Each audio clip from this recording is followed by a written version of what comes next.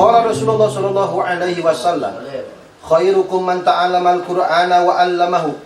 Khairukum, sebaik-baik di antara kalian adalah man, siapa saja, ta'allama, yang sungguh-sungguh, bukan sekedar belajar. Ta'allama, tafa'ala, menuntut talabiyah. Tapi ta'allama, menuntut belajar yang sesungguh-sungguhnya. Tafaqqaha, benar-benar belajar fikih. Man ta'allama, yaitu orang yang sungguh-sungguh mempelajari Quran, wa 'allamahu, dan mengajarkannya kembali. Lihat, khairukum, sebaik-baiknya di antara kalian adalah orang yang sungguh-sungguh mempelajari Al-Quran, wa 'allamahu, dan mengajarkannya kembali. Ada yang kelewat nggak kira-kira? Ta'allama, mempelajari. Sebelum belajar ngapain dulu? Sebelum belajar. Ini langsung belajar ini. Sebelum belajar. Berarti baca. Ada nggak baca? Udah di atas hadisnya, gitu kan? Nah, sebelum baca apa dulu? Kan sebelum orang membaca buku apa dulu? Kenal dulu kan? Apa yang mau dibaca? Itu. Mimba bima kana wa irodati ma yakun. Mimba bima yakunu wa irodati ma kana. Disebutkannya belajar, tetapi hakikatnya orang yang mengenal saja, mencintai, mengenal Quran, termasuk adalah orang-orang yang baik dibandingkan dengan orang yang tidak mengenal. Itu. Tahu Quran itu baik dibandingkan dengan orang yang tidak tahu.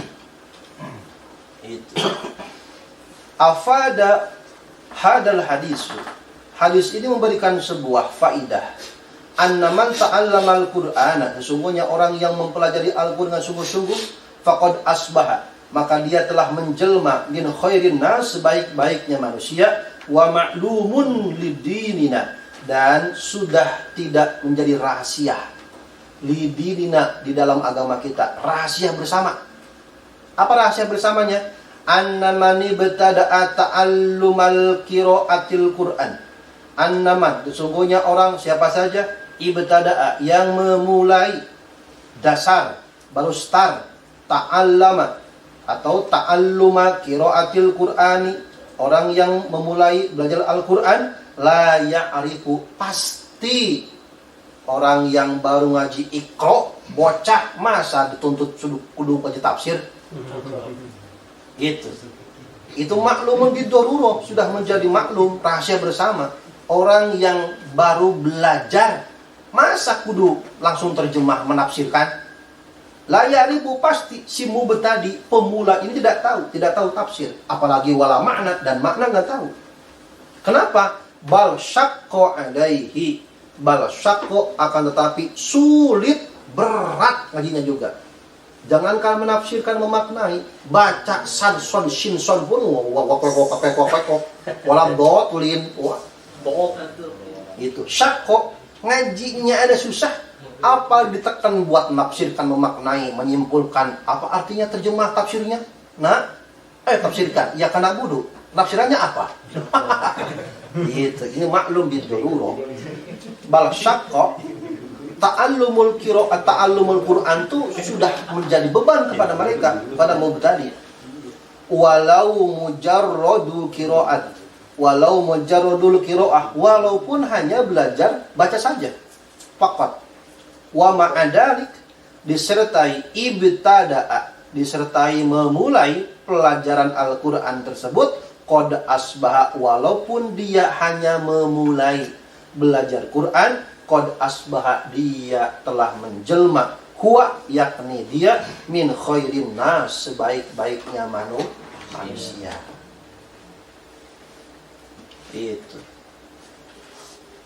Wa hadza, Dan adapun kesimpulan, qad asbaha, dia telah menjelma sebaik-baiknya manusia, ya dulu menunjukkan kesimpulannya, anna qira'ata, sesungguhnya membaca Al-Quran fakot, hanya membaca saja, laisat laghwan, itu bukan hal yang sia-sia.